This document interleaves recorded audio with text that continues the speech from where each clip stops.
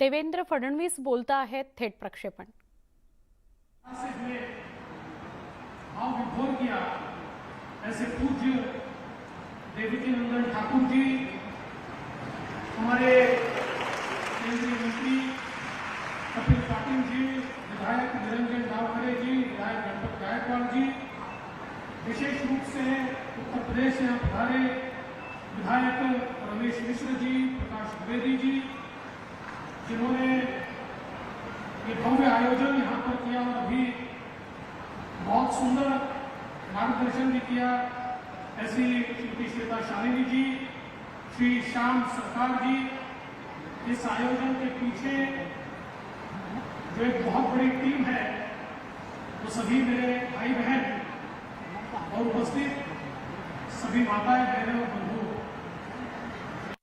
पहले इस संत पीठ को नमन करता हूं, सबसे आशीर्वाद प्राप्त करता हूं और जगत गुरु शंकराचार्य जी का और सभी महानुभावों का आभार व्यक्त करता हूं कि वे इस संत सम्मेलन में महाराष्ट्र की नगरी में पधारे छत्रपति शिवाजी महाराज के इस महाराष्ट्र की ओर से मैं आप सभी का बहुत बहुत स्वागत करता हूं और आभार व्यक्त करता हूं।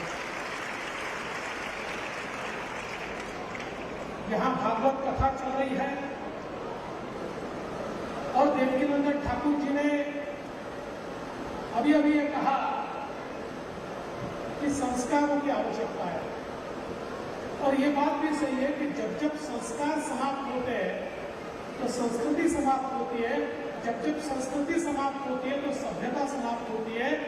हमारी सभ्यता आज तक जीवित इसलिए है कि हमारे संतों ने न संस्कारों को समाप्त होने दिया न संस्कृति को समाप्त होने दिया, इसलिए दुनिया की सारी सभ्यताएं मिट गई। लोग तो जिसको दुनिया की पुरानी संस्कृति कहते हैं उसके अवशेष 4000 वर्ष पहले मिलते हैं, लेकिन अब हमारे यहाँ जिन संस्कृतियों के अवशेष हमको मिल रहे हैं और विशेष रूप से जहाँ हमारी सनातन संस्कृति के जो अवशेष मिल रहे हैं वो कम से कम प्राकृतिक स्वरूप में 10,000 साल पुराने हैं। तो विश्व की सबसे पुरानी संस्कृति ये हमारी सनातन संस्कृति, हमारा हिंदू धर्म है। और मैं ऐसा मानता हूं कि जब जब हम पर आक्रमण हुए उन आक्रमणों ने और उन आक्रांताओं ने केवल एक ही प्रयास किया, हमारी अस्मिता को समाप्त करने का, हमारी पहचान को समाप्त करने का। और इसलिए आक्रमण हुए तो हमारे मंदिरों पर हुए, आक्रमण हुए तो हमारे विश्वविद्यालयों पर हुए, क्योंकि वो जानते थे जब तक इस देश के अंदर सनातन ज्ञान मौजूद है, जब तक इस देश के लोगों की श्रद्धा अपने ईश्वर पर है, तब तक इस देश को गुलाम नहीं बनाया जा सकता। इसलिए राम का मंदिर तोड़ा, कृष्ण का मंदिर तोड़ा, सोमनाथ का मंदिर तोड़ा, ये सारे मंदिर इसलिए तोड़े गए। लेकिन मुझे बहुत खुशी है, मंदिर तोड़कर भी इस संस्कृति को वो नहीं मिटा पाए, क्योंकि यहाँ के संतों ने हमारे मन में मंदिर को जीवित रखा, हमारे मन में संस्कारों को जीवित रखा, हमारे मन में भावनाओं को जीवित रखा। और आज फिर एक बार एक समय था जब ये टूटे हुए मंदिरों को फिर साधने का काम हमारे महाराष्ट्र की बेटी अहिल्याबाई होलकर ने किया था। और आज फिर एक बार वही काम देश के प्रधानमंत्री माननीय मोदी जी कर रहे हैं कि हम सबके लिए बहुत गर्व की बात है। प्रभु श्री राम का मंदिर ये केवल मंदिर नहीं है, ये एक प्रकार से गुलामी की जो निशानी है उसको समाप्त करने का काम आज प्रभु श्री राम जी के मंदिर के माध्यम से हो रहा है। और मैं तो प्रधानमंत्री जी को इसलिए भी धन्यवाद दूंगा कि 25-30 सालों का दौर हमने देखा जिसमें लोग राजनीति में अपने आप को हिंदू कहने से डरते थे। लोग कहते थे हिंदू कहना तो सांप्रदायिक है, हम तो सेक्युलर है। कि कौन से सेक्युलर पैदा हुए थे, चीन में पैदा हुए थे, जापान में पैदा हुए थे, अमेरिका में पैदा हुए थे, मुझे पता नहीं है। लेकिन आज फिर एक बार हम गर्व के साथ कहते हैं हम हिंदू हैं, हमारी सनातन संस्कृति है।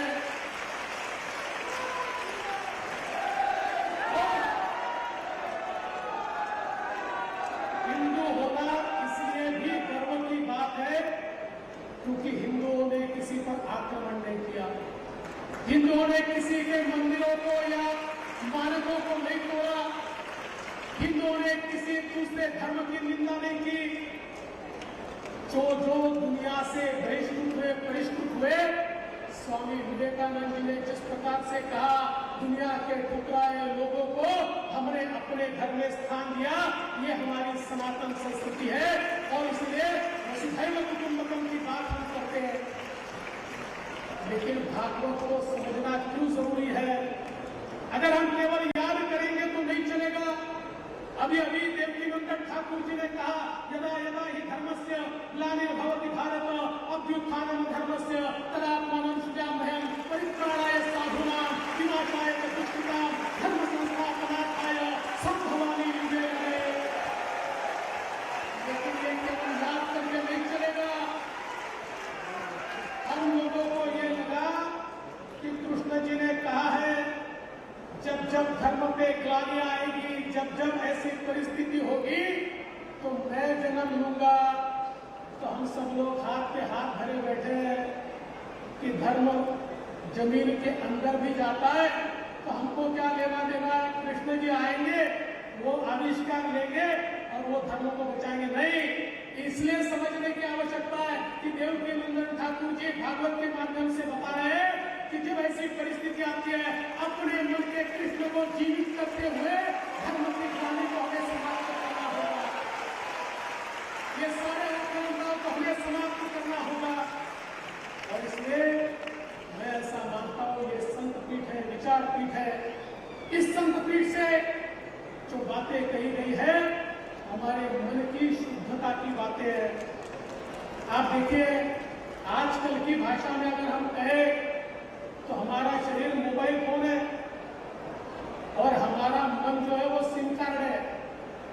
सिम कार्ड के बिना मोबाइल फोन चलता नहीं है। सिम कार्ड निकाल लीजिए तो डेड हो जाता है और सिम कार्ड अगर करप्ट हो जाए तो आवाजें सुनाई नहीं देती। सिम कार्ड को शुद्ध रखना पड़ता है, तभी आवाज भी आती है और डेटा भी आता है। इसी प्रकार से हमारे संत हमारे मन को यानी हमारे सिम कार्ड को शुद्ध करते हैं तब अच्छे विचार हम तक पहुंचते हैं और इन अच्छे विचारों से अच्छे संस्कारों से एक अच्छी पीढ़ी का निर्माण हम लोग करते हैं। और मैं इसीलिए आश्वस्त करना चाहता हूं इस संत पीठ को, ठाकुर जी आपको, पूज्य शंकराचार्य जी को कि महाराष्ट्र के अंदर आपने जो अपेक्षा व्यक्त की है निश्चित रूप से उन्हीं अपेक्षाओं के अनुरूप ये सरकार काम करेगी। यहाँ पर हम लोग सभी के साथ न्याय करेंगे, लेकिन अगर कोई अन्याय करने का प्रयास करता है उसको छोड़ेंगे नहीं छोड़ेंगे। और मैं तो ये मानता हूं कि हमारा गीता का जो ज्ञान है इसको किसी धर्म के साथ जोड़ना ये बहुत संकुचित मानसिकता होगी। गीता का ज्ञान ये विश्व का ज्ञान है, ये ऐसा ज्ञान है जो ज्ञान विश्व में मानवता के निर्माण का कार्य करने वाला ज्ञान है। और इसलिए हमारे जन जन तक ये पहुंचे, हमारे बच्चे बच्चे तक ये पहुंचे, इसके लिए जो भी सरकार की ओर से बनेगा ठाकुर जी हम करेंगे। ये मैं आपको विश्वास के साथ यहाँ पर कहना चाहता हूँ। आज एक बहुत ही सुंदर, बहुत ही भव्य आयोजन यहाँ पर हुआ है। मैं श्वेता जी आपका बहुत अभिनंदन करता हूँ और फिर एक बार हमारे सारे पूज्य संतों के चरणों में यहाँ पर नमन करता हूँ, नतमस्तक होता हूँ, उनका आशीर्वाद लेता हूँ और उनका आशीर्वाद लेकर धर्म के मार्ग पर और संस्कारों के मार्ग पर चलने का आशीर्वाद उनके माध्यम से मुझे मिले, इतना ही आशीर्वाद प्राप्त करते हुए अपने शब्दों को विराम देता हूँ। जय हिंद, जय महाराष्ट्र, जय भारत, जय सनातन धर्म।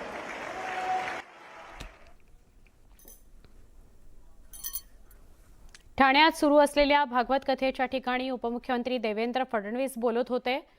गीता हे ज्ञानविश्वाचं ज्ञान आहे असं ते म्हणाले आणि वेगवेगळे भगवद्गीतेसंदर्भातले विचार त्यांनी